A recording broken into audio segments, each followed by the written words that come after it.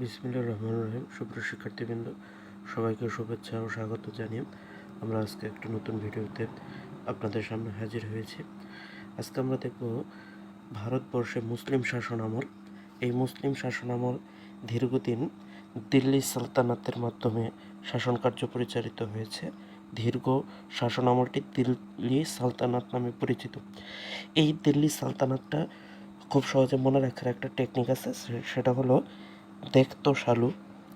দেতে হচ্ছে দাস 1206 থেকে 1290, খতে হচ্ছে খলজি সাম্রাজ্য 1290 থেকে 1320, তোতে তুগলুক 1320 থেকে 1413, সাথে সৈয়দ 1414 থেকে 1491, লতে হচ্ছে লুদি 1451 থেকে 1526।